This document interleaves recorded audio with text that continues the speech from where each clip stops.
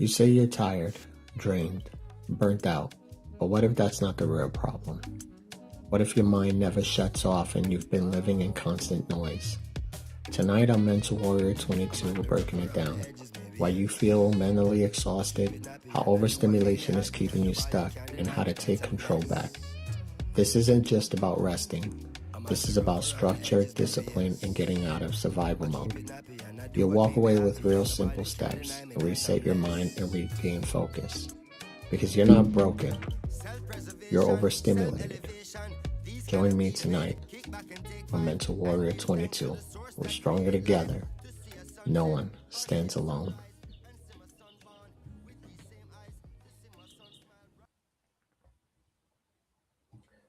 Welcome everybody. I am Lex. Welcome to Mental Warrior 22. I'm going to say something that might hit some of you a little differently tonight. We're talking about how often we hear the words being burnt out. A lot of times you hear that we're burnt out, and that could be whether we're talking about relationships, we're talking about our jobs. So I'm going to challenge you guys, and I'm going to play the devil's advocate here and say, maybe you're not burnt out. Maybe you are overstimulated. And maybe no one ever really taught us how to shut it off. So we've got a whole generation now walking around, we're calling it exhaustion. You hear, I'm tired, I'm drained. A lot of us feel like we have nothing left to give, right? But the truth is, we're not running on empty. We're running on overload, because you can't be exhausted while your mind hasn't been quiet, right? For more than 30 seconds all day. That's not exhaustion, right? How many of us wake up in the morning and the very first thing we do is we grab our phone, right? You sit in silence, or rather than sit in silence, you reach for the noise. You feel something uncomfortable, so you distract it. It's not because your life is too heavy, it's just because your brain has never had a second to breathe. Welcome, everyone. So I challenge you to check the screen time on your phone and see how many hours you are on your phone per day. 6, 7, 8 hours a day of just constantly being on your phone. That's not rest. That's not recovery. That's a psychological clutter. That's emotional congestion. That's the nervous system that hasn't powered down in days, maybe weeks, sometimes even months. You're not exhausted because you're weak. You're exhausted because your mind has been on for too long. And that's the crazy part about it, right? Most of us don't even know what silence feels like anymore. Once again, if this is your first time here, my name is Alex Bonilla. I am the founder of Mental Warrior 22. And this platform here, this is not built on hype. This is not built on surface level motivation. This is where we come to talk about things that most people probably avoid, right? The things that actually could help change you. Because everyone might see the warrior on the outside, the discipline, the grind, the famous words, I'm good, that face. But very few understand what's happening internally, the noise, the overstimulation. So tonight, we're calling out something that's wrecking most people from the inside out, right? But we're not labeling it correctly. So once again, welcome everyone. Linda, hey, Meg, nice of you to join us. Danielle, welcome. So let's talk about the lie about being burnt out. At some point, the word burnt out became just a buzzword, right? It sounds clean. It sounds acceptable, right? It sounds like something that you can explain without going too deep, right? The moment someone hears, "Oh, I'm just burnt out," most people understand that right away. Most people will immediately sympathize with that, immediately feel that. They're like, you might need some downtime, right? But here's the truth that most people don't want to hear. You're not burnt out because you're doing too much. And I know it may feel that way, right? You're burnt out from consuming too much. So that could be anything. I mentioned earlier the constant scrolling, the constant stimulation, and it doesn't have to come from your phone. It could come from something else, right? The constant comparison, right? How many people go to the gym and you often hear that body dysmorphia starts from the moment you go to the gym. That's the moment that body dysmorphia begins, right? Because it's never going to be enough. There's always that constant overload, that comparison. I want to be like this. I'm not skinny enough. I'm not big enough. I'm not strong enough. How many of us immediately either reach for our phones or sleep with it right next to us, right? Almost like we're fearing missing out on something. We need to see what's going on, what's happening, what's someone talking about. Or we get home tired from work and like we're exhausted. We don't even want to people anymore, but we will sit there and doom scroll on our phone, right? And it feels relaxing. It does. Sometimes it's an escape. It's the same reason why you see grown men playing video games. It's not because they're kid adults. It's an escape.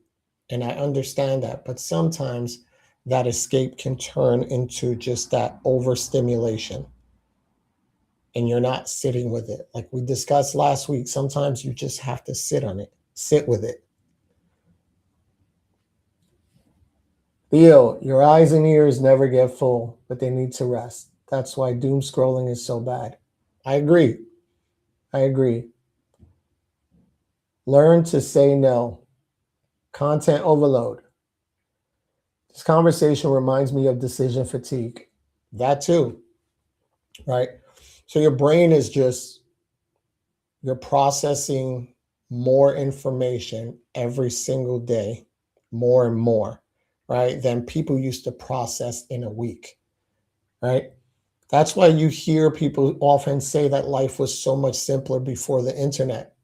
You didn't have to make all these decisions, tack on all this information, right? So it's something that I often think about when I used to work at a crisis for the crisis team for the mental health clinic. That was overwhelming. It was a lot. There was a lot going on, and it was constantly dealing with people at their worst and trying to help people making those decisions.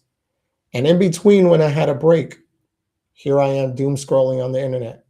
Here I am looking at stuff, making other calls, personal calls.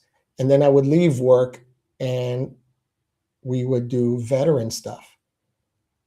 There was never any time to decompress, right? Because it was back on social media doing that stuff. And it feels good, but you're not realizing just how much you're burning yourself out, right? There's no off switch. There isn't that decompression, no silence, right? You wake up and flood your brain. You go to sleep and flood your brain. And in between, most of us not once have ever sat with our own thoughts, right? Not once.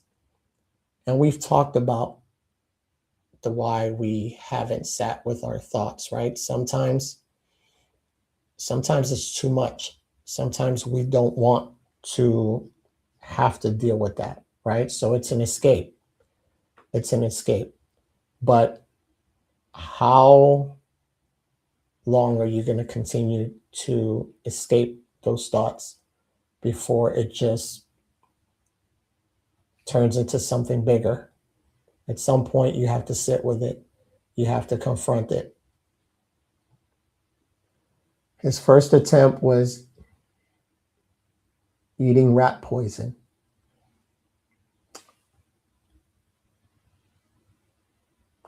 Not too much to take on. Eyes and ears never get full. Okay.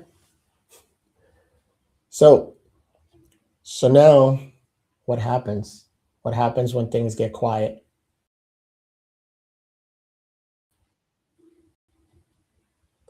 What happens when things get quiet? So now when things are quiet, you don't feel peace. It feels weird. It feels off. You get anxiety, right? Because your mind has been trained to depend on the noise, right? It's kind of like a soldier on a battlefield. It's kind of like most veterans. We deployed and everything was fast paced, move, shoot, communicate. Everything was quick. And now you come home and your brain doesn't know how to shut it down because that's what you got used to. So your mind is trained and now it depends on that noise. And without it, you just don't know what to do with yourself, right? And it's so much easier, right? Before it was reaching for the remote and turning on the TV. Now you have a TV in your pocket. You can take with you everywhere, right? And that's not being burnt out. That's dependency. That's withdrawal from a constant stimulation. That is an addiction the same way drugs and alcohol may be, right? It may have a certain different level of effects, but it's still an addiction nonetheless, right? That constant stimulation, that constant need for that. Laurie, I can't imagine what kind of things go through one's mind. Shall I overthink?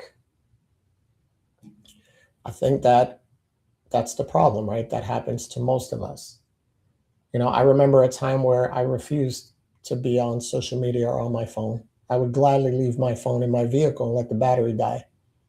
And at some point, I picked up the phone, I got on social media, and somehow I became too accessible for the world and forgot that no is a complete sentence, right? Forgot to set those boundaries, whether it's from talking to people or dealing with things, or the fact that I don't have to stay up watching these videos, right? The phone, don't get me wrong, it's an amazing tool. If you use it correctly, it's a great tool. It's a powerful tool. But it's so very easy to get caught up in things, right? Linda, an addiction for sure. Absolutely. Absolutely. Laurie, that is good to know. Thank you. It's food for thought when you're trying to be there for someone. I agree. I agree. So now you know what overstimulation does to someone, right? It disconnects you. Being overly stimulated, it disconnects you, right? And this isn't just a little bit, right? It's a slow, quiet disconnection. You don't even realize that's happening, right? It doesn't happen immediately. I often refer to a few things that are very similar as death of a thousand cuts, because it's not a fast, immediate thing that you would notice right away and say, oh no, I need to fix this. It's something very slow, right? From your purpose, from your people, from yourself. Like that's what you're disconnecting from. All of that. You're slowly disconnecting from the things you used to love, from the people you used to hang out with, and even from yourself, right? How many times have you gotten up and you're like, oh, I don't want to go. I don't want to go. From things that you probably used to any other time in the past, you used to be like, heck yeah, let's go do this. right? The scary part about it is that it doesn't feel like you're losing out on anything. That's the problem, that we often feel like, oh no, I'm at peace. I'm at peace. I'm just at home. I'll sit here and I'll just lay down in my bed and just be on the phone and relax. Yes, Matt, laying in bed with your significant other and both on the phone now paying attention and not each other. I agree. That happens so often, right? And it feels like you're not losing out on anything, right? Like, oh no, whether I'm home alone or like you said, with a spouse, we're both at home, we're good, we're at peace, right? But if you are at peace, peace means you feel everything. You feel everything that's going on. You can feel things, right? But being overstimulated and disconnected, no, you no longer feel any of those things. You no longer find interest in a lot of those things, right? Like you you don't feel like you're losing out on those stuff. So now it just it feels like you're just coping, right? Because the more noise you add to your life, the less you have to feel, right? It's Linda, it's just another way of numbing. May surprise you to see just how many hours you spend on screen time. I agree. I say that whenever you have the chance, go to your settings. Go to your settings and you'd be surprised. I looked at mine the other day and mine said 7 hours. 7 hours in one day on my phone. Now, that doesn't mean you spend 7 hours on social media. Some people may, but that's just 7 hours on the screen like this, doing something. And, we mention, like, exactly, Matt, it's an amazing distraction from reality. And that's the problem, that most of us are trying to numb. We're trying to escape. We're trying to keep our minds so busy that we don't have to face the reality of our lives, the reality of what's going on, how I'm going to pay the bills, how am I going to put food on the table, how am I going to take care of this, how am I going to find a job, how am I going to whatever, or even the thoughts of a prior life, right?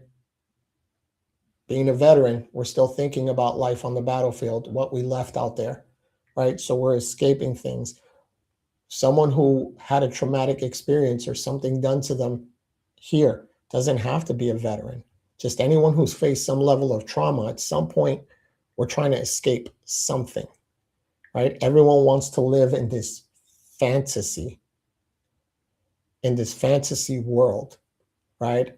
And we no longer see our lives as amazing and beautiful as it is, because it's so easy for us to see the problems that we have, instead of, we woke up another day, we have another opportunity, right? So we just compare, and we constantly compare, and we start to numb. And the more we do that and the more we numb, then the less we feel, right? The internet has brought people more connection, but we have never been so disconnected, right?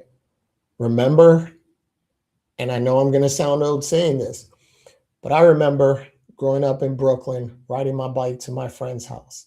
I remember going and knocking on their door. I remember hanging out with them, Saturday morning cartoons. I remember dinners together, going to parks, playing outside, doing those things, right? The moment the internet happened, everybody was glued. It was like COVID before COVID. Everyone had already began to social distance themselves, right? And what happens now? You connected so much with family on Facebook, for instance, and you reached out to all these families and you connected. But what happens now? Now it's gotten to the point where you don't even really talk anymore. Now they'll like one of your posts, and that's their way of saying, hey, right? That's their way of saying, hey, I'm here, right? And again, the more you scroll, the less you have to think. The more you distract, the less you have to confront what's really going on inside of you, right? What's really going on here, right? And that's where it starts to get dangerous. You start confusing that distraction with, as I mentioned, you start distracting it with peace. You start believing that because you're not thinking about your problems, that you're doing better, right? How many of you have gone through a day, 2 days, a week, a month, and you're no longer thinking about certain problems and you think, oh man, I'm healing, I'm at peace, right? And you just might be. But I want you to ask yourself, seriously ask yourself, are you really at peace or have you just distracted that with something else, right? Again, whether it is doom scrolling, right? Whether you watch funny videos, you have those friends who send you 1,000 memes, right? So you guys are laughing and joking and all that. And it does help sometimes, right? But it's like everything we deal with, even a diet, everything is moderations, right? It's taking that time to still sit with it and understand what's going on here. Meg, I used to make my kids go outside. I tell them to go out and don't come back till the street light comes on. No matter how much I explain that to my kids, they will never know what that is, right? And again, a lot of times what we think is peace is just a temporary disconnection from our problems, right? When we're scrolling, you're not resting, right? You are avoiding. And we may not want to see it that way, right? You might think, hey, I have a few minutes, I have a moment. No, I'm just trying to decompress. Yes, in moderations, that is perfectly fine. But if that is consuming most of your time, and then by the time you lay your head down, you are so drained, then it's time to start asking yourself, what is draining me? What is doing that? And it's easy for us to think of the obvious things, right? We're like, oh, I hate my job. I hate my job. We can't all be lucky and hit the lotto. That would be great, right? That would be great, but we can't. And that might be true also. Your job just might suck. But is your job the only thing and the only reason why you feel the way that you do? You take the job, you put that aside. What else are you filling that time with, right? And then you have to ask yourself also, if I'm filling this time up with doom scrolling, because I'm guilty of that. Sometimes I'll wake up and I'll look at a video and I say, I'm going to look at one. And now I looked at one too many. And I looked at the time and I said, oh, I have an hour before I have to get up and get ready. By the time I realize that hour has flown by, right? That happens. Linda, sleep deprivation may come into play also. Absolutely. Absolutely. And then what happens when you can't sleep? When you wake up at 2 o'clock in the morning, 3 o'clock in the morning, what is the first thing that most of us do? If we don't reach for the remote and turn on the TV, a lot of us now can just reach over for our phone. You start watching a video, and that video turns into two, into three. And now the video is affecting you, right? The light from the phone is affecting you. Now you can't fall back asleep, right? So understand that the numbing isn't healing. It's a delay. Everything we're doing, it's just a delay, right? And delay comes at a cost. Like Linda mentioned, sleep deprivation, right? That's a cost, right? And when you're not getting enough sleep, then it affects other parts of you, right? It affects your mental health, your physical health, right? Because understand everything that you're avoiding, it doesn't disappear, it just waits, right? All those problems that you're avoiding, it just waits. It's like a bill collector, right? They're going to keep sending that bill. It's going to keep piling up. It's going to keep tacking on. It's going to keep adding more expenses to it, right? It's going to wait. It's going to build, and it's going to compound in the background while you're trying to keep yourself busy, while you keep feeding your brain more noise, right? So now you have people saying, I don't feel like myself anymore. I just don't enjoy doing anything. I feel off, right? But I don't know why I feel off. I feel off. The truth is, most of us know why, right? Because you've been everywhere except the present, right? Mentally, you're in 20 different places in a day, right? And it doesn't help if you're like me. I have ADHD, so there's already 20 tabs open in my brain, right? Now I'm doom scrolling on a phone, right? I just opened up a whole nother computer, right? Mentally, you're in 20 different places a day. You're in other people's lives. You're in other people's problems. You are in other people's highlight reels, right? You watch something, now you want to know the dirt on somebody. You want to know what's going on. Or you want to stay on the news and figure out, why are we pissed off today, right? But not once have you stopped and checked on your own reality once, right? Not once have you sat with it and checked it, right? And that disconnect right there, that's where the numbness begins, right? That's where the relationships start to fade. That's where your purpose starts to feel unclear, right? Because you start losing interest in the things you once loved to do. So now you don't know what you want to do anymore, right? How many of us veterans, for instance, we got out of the military and dealing with PTSD and everything. We no longer enjoy the things we did. And now we are so lost and felt for a long time, I don't know what I want to do. I used to know what I want to do, but I don't anymore because we disconnected from everything. And now we're trying to find ourselves again. And this happens to everyone, to so many people. Linda, now I'm overthinking every conversation. Listen, Linda. Mm. And your purpose becomes unclear. And again, it's not because you lost it, right? But it's because you become too distracted to hear it. And here's the thing that most of us either already know or don't want to come to terms with, right? Silence now feels uncomfortable. The silence feels so off to us, right? It's not peaceful anymore. Silence has become uncomfortable. When you're sitting in that and you're disconnected, the silence just throws you off. It does. And for a long time, I had to feel that. When it was silent, I was waiting for chaos. And if there was none, I wanted to create chaos in order to feel comfortable.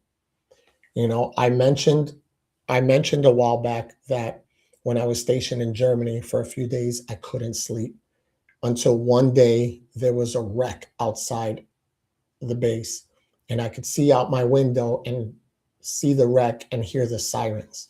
And that was the first time that I slept well. And that was because I was so used to that growing up in Brooklyn, so used to the chaos. I needed that, right?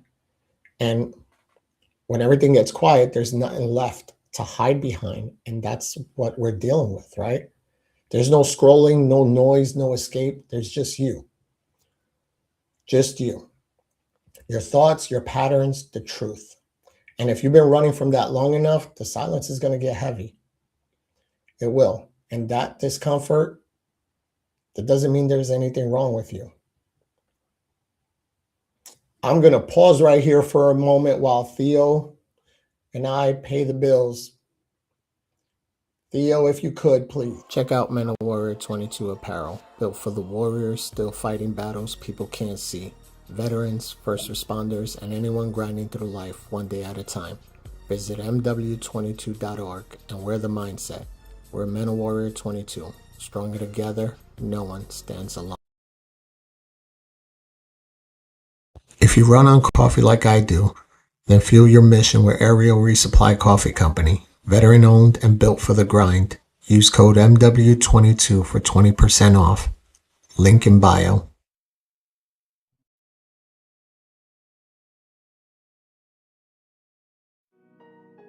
Hey everybody, what's going on? It's Lex from Mental Warrior 22. Listen, I don't just bring sponsors here to fill up space. I like to bring on those who like to help others. And lately I've been working with Empowering Holistic Health. And I got to tell you right now, it's done wonders for my body. We often talk about mental strength, but your immune system, your energy, your recovery, that matters too. But it's just not surface level stuff. It's real holistic support, your nervous system, stress, nutrition, the full picture. So if you've been feeling off, if you feel like you ain't operating on 100%, then it's worth checking them out. That's Empowering Holistic Health. They're a proud sponsor of the Mental Warrior 22 show. Check them out.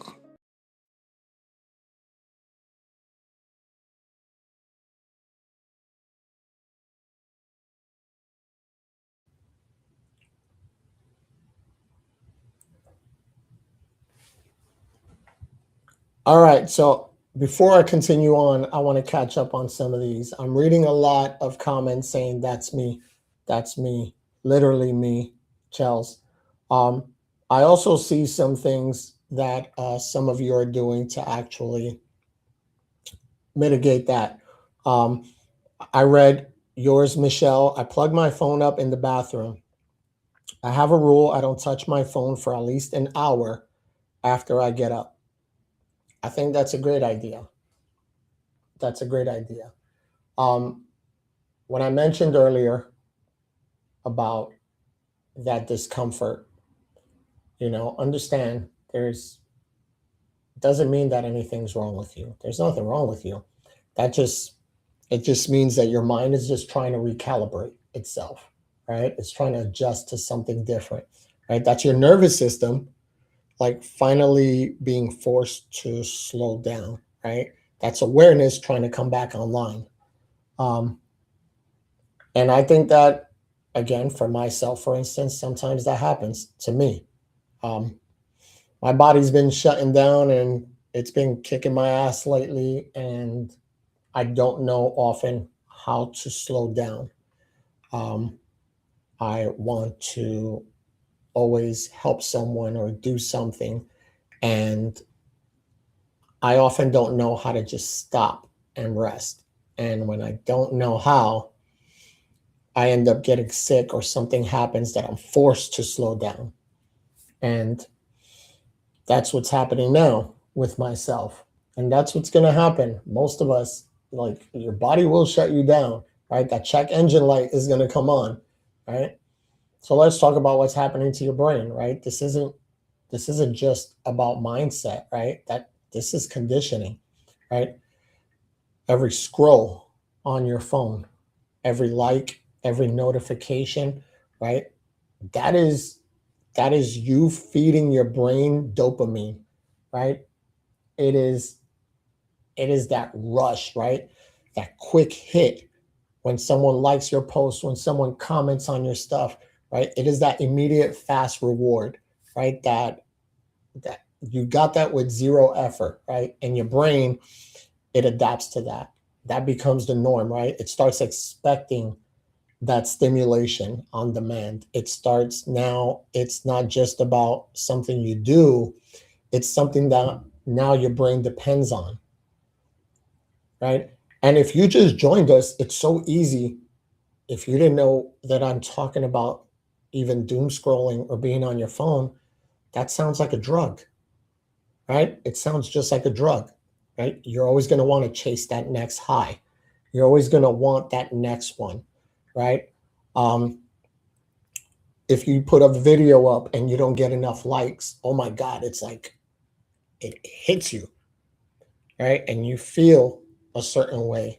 It's so unfortunate how last year there were reports of teenage girls who unalived themselves because their selfies they posted up didn't get enough likes, and they were chasing that high.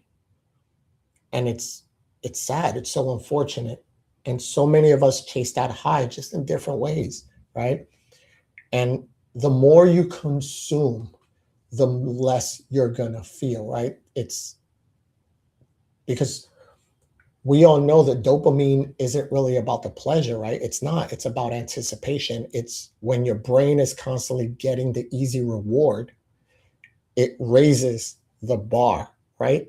That dopamine fix is never going to stay right here. Every time you get that hit, it's constantly raising up, right? It's going up, right? It's going to raise it, right? So now the things that used to feel good, right? Well, we mentioned the things that used to feel good, it just doesn't hit the same. So you have to go bigger every time. Again, sounds like a drug. Matt, I would use the woods to find silence, but I have lost my motivation for it and I haven't found out why. And that's the important thing right there is when you have the free time, what are you doing with that free time? Do you sit with it for a moment? Do you try to write or just sit outside in the moment, not doing anything, right? You're not trying to fix anything. You're not out mowing the lawn. You're not out building stuff. You're not making a grocery list. You're not like just sitting in that silence and just thinking about those things. Danielle, we will figure that out and work on it together. I think that's awesome. That is awesome, right? And the things that you used to love, the things you used to enjoy, the things that used to feel good, right? Again, they don't hit the same. Those conversations, those real conversations, it takes effort. It like building something meaningful takes time, right? If you can understand that when you meet someone, building that relationship takes time, it's the same with yourself, right? You can show the compassion and love for somebody else, but you're not showing it for yourself, right? Sitting in that silence is going to take you, like, you have to be present. It's going to take presence. That's what happens. And your brain is going to reject all of it. Your brain is going to tell you no. It's going to feel so off when you first do it, right? And it's not because it's bad, but because when you're sitting with it, it's not fast enough. That's the reason why so many of us don't know or feel like we don't know how to meditate, right? Because the moment you sit down, you're like, nope, not my brain. I can't. Nope. And we use humor as a defense. We're like, nope, squirrel, I can't sit with it. It will drive me nuts. Yes, it will reject it at first, but it will take time. It will take effort for you to do it consistently to get there. It's going to take work and it's going to require you to be uncomfortable for a while, right? Because your brain is looking for that dopamine, for that fast fix, right? It's your brain is that 2-year-old throwing a tantrum because it wants the tablet. And now you have a choice whether you're going to give it the tablet just to shut it up for a moment. But you understand by doing that, that 2-year-old is going to constantly throw a tantrum every time it doesn't have the tablet.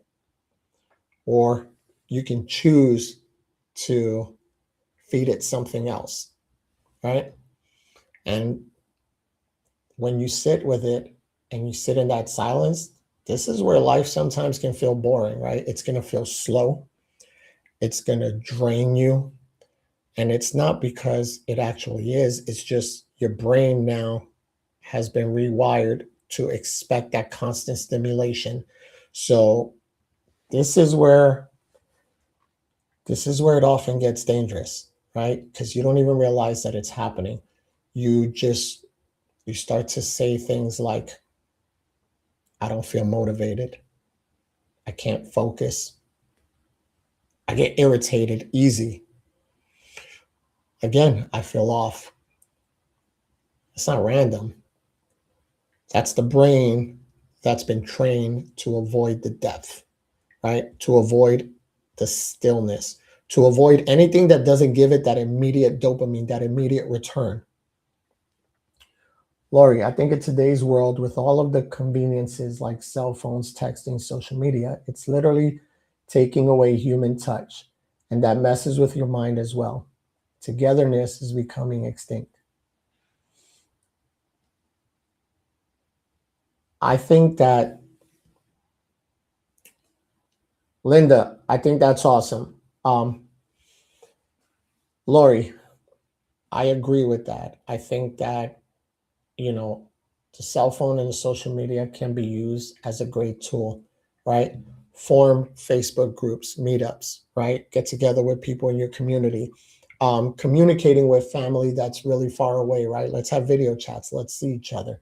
Um, you know, shopping, marketplace, certain things. It is great.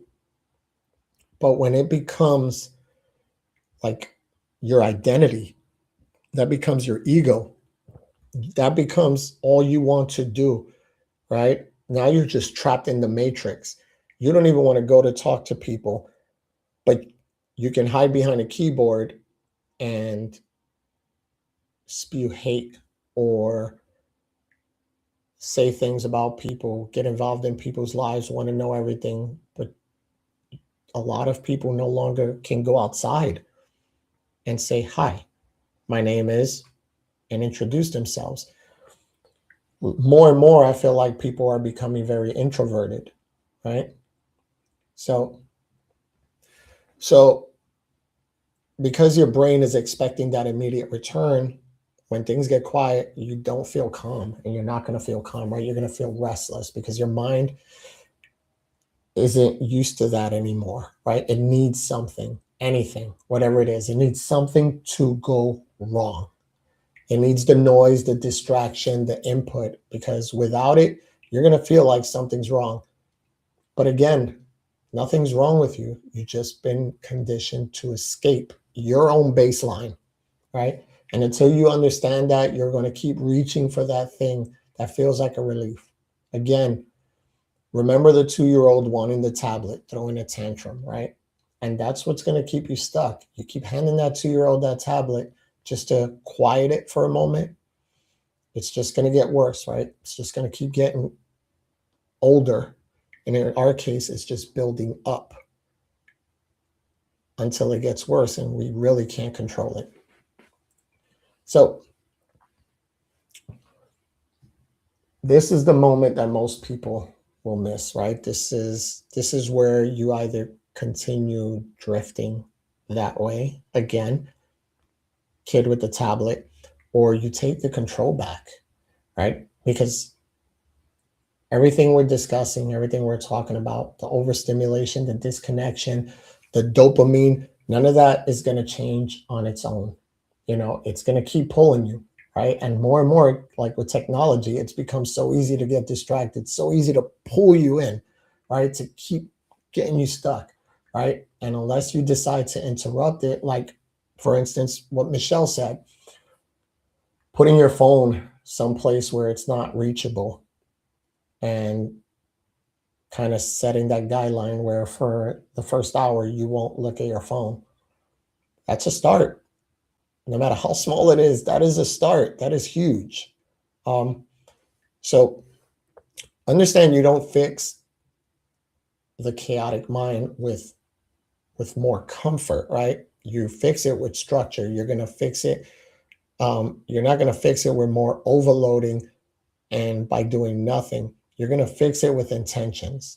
And that, for example, that's intentional, right? That's setting a goal. So if you want your mind to feel different, you're going to have to start living different, right? You're going to have to fuel your body right. You're going to have to find a routine, right? You're going to have to fuel your environment because what you feel yourself doing daily is what you're going to become.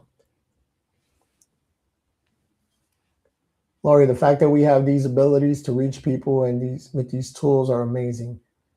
You have helped me via online. You said it best. It's something you should control, not let it control you. Thank you. And I agree. I agree. I think that everything should be a tool and not let it control you, right? Because listen, peace doesn't come from doing less, right? It comes from doing what matters consistently, right? Because peace isn't something that you're just going to find. It's something you're going to build. It's something that's going to be built through discipline. It's something that you're going to have to constantly work on and constantly feel like it's going against you until it becomes just muscle memory, right?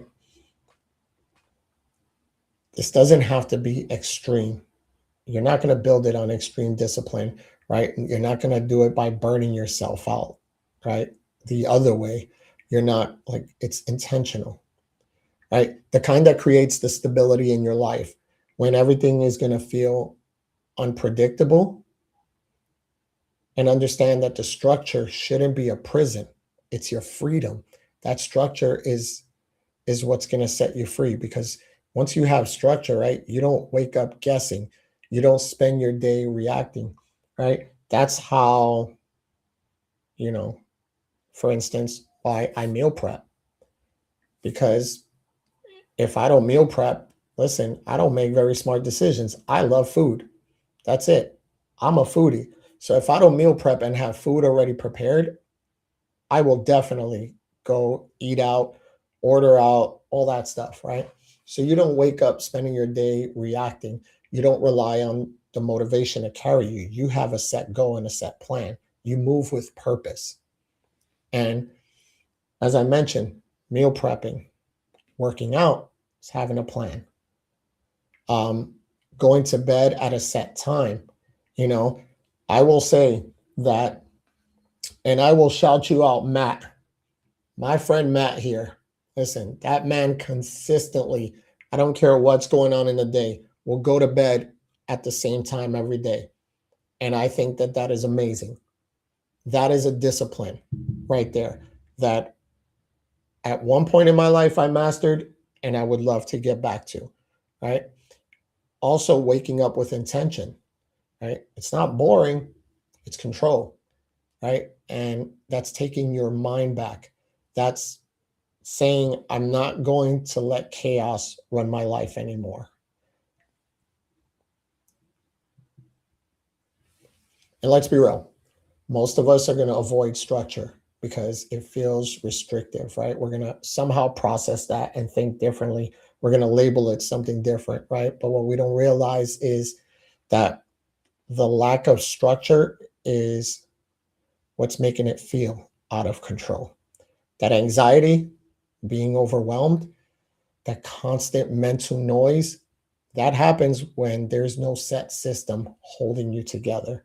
There's no routine, right? And discipline fixes that, because discipline is going to reduce the decision fatigue, like we mentioned earlier, Theo, right? It eliminates the unnecessary chaos, that that space in your mind. That's where peace starts to show up, right? Because the more you're grounded, that's the difference between real self-care and the version people keep selling you. Real self-care doesn't always feel good in the moment. It's not always going to feel good in the moment. It feels right. It's not always comfortable, but it's always consistent, right? It's doing what you said you were going to do even when you don't feel like it, right? How many of us get told by our friends, or how many times do we tell other people, like, oh my God, you're always at the gym. You're always going to the gym. You know, like, why don't you rest? Why don't you rest? And it doesn't matter whether it's raining, whether it doesn't matter what is going on. They have the discipline to still get up and go. Right. And I'm not talking about being reckless about it, but they have a set routine. And if you take them out of that routine, you just messed up their whole flow. Right. So it's having respect for yourself, right? It's how you rebuild the trust with your own mind. And Matt mentioned earlier, wind therapy. Wind therapy isn't just about escaping your life, right? It's about shutting everything else off, right? If you can't sit with it, you know, wind therapy, oh my God, it's the next best thing for me. Um, like there is no notifications, there is no noise, there is no expectations. Like it's just you and the road, right? It doesn't have to be just about a motorcycle, right? It's anything that creates that space between you and the noise. It's having that buffer because that's the reality, right? That's regulation, that's clarity. So let's talk about a couple of things. Um, Number one, create a no input window, right? Start small, but be strict. 15, 30 minutes. No phone, no music, no podcast, no distractions. Whether you decide to go for a drive, whether you walk, whether you sit, whether you ride, it's just 15 to 30 minutes. No phone, no music, no distraction. Don't consume anything. Just no phone, no music, no distractions, right? If your mind never gets silence, it's never going to get the clarity, right? So at first, again, it's going to feel uncomfortable. So remember that 15 to 30 minutes, that's your brain that's going to be coming down from that stimulation. Number two, move your body without distraction. This is where I said the wind therapy hits different, right? That's going for that drive, taking the walk, the ride, hit the gym, right? You ever tried hitting the gym without headphones? Most of us will lose our minds. I'm guilty of that. I've made it to the gym, realized I don't have my headphones, and I turn around and go back home, right? But try it once. Try sitting with it at the gym. No headphones, right? Just let your body move without feeding your brain any more noise. Just sit with it or walk on the treadmill, right? Because you don't need more input. You just need to process what's already there. Linda, just consuming coffee. Number three, control one environment daily. One environment daily. You don't need to fix the whole life. We're not trying to fix your whole life at one time, right? You just need to control one space. That's it, one space. Whether it is your truck, whether it's your kitchen, whether it's your morning routine, right? Control that space. Keep it clean. Keep it intentional. Keep it yours, right? Because external control is going to create that internal stability, right? And it starts off with something simple, right? When you get up and make your bed and clean your area in that space, how many of us in the military, I mean, that was like beaten into us, right? You get up, your bed better be made, everything around you better be clean, right? It's having that internal stability, that control, right? When your environment is chaotic, your mind's going to follow that chaos. Your mind's going to follow if your environment is chaotic. When your environment is clean and you're keeping it tidy and it's yours, right? It's yours. You're going to feel a little more peace. Number four, replace scrolling with stillness. It's the one swap rule, right? Don't try to cut everything out. Just replace one moment. One moment, right? Instead of scrolling before bed, sit in the silence. Instead of grabbing your phone in the morning, just breathe.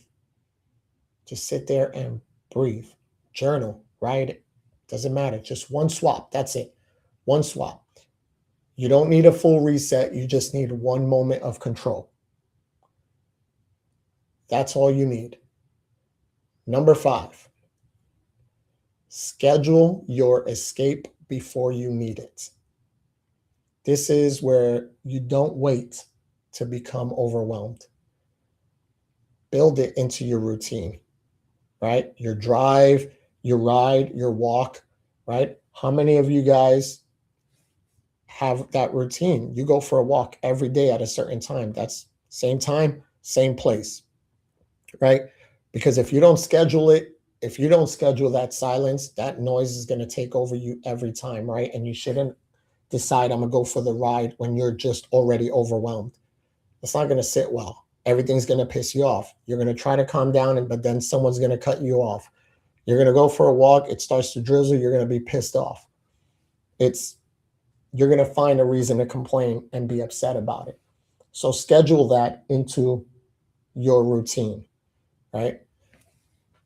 Peace isn't something you're going to hope for, right? It's something that now you're going to plan for. Wow, never thought of that. It is not the answer to everything, but it's a start, right? And that's how we start, with the small things, right? Linda, make my bed every single day. Discipline. Absolutely. Absolutely. I'm trying to remember the name of that Navy commander who wrote a book about that, Make Your Bed. And his speech was phenomenal. And he talks about that. It's just one small task. It's a win, right? The moment you get up and make your bed, that's a win. You're already winning, right? So it starts off with the smallest task. Meg, that sure does suck. Linda, I'm still stuck on that coffee. Mess up my morning routine, my day feels off. I agree.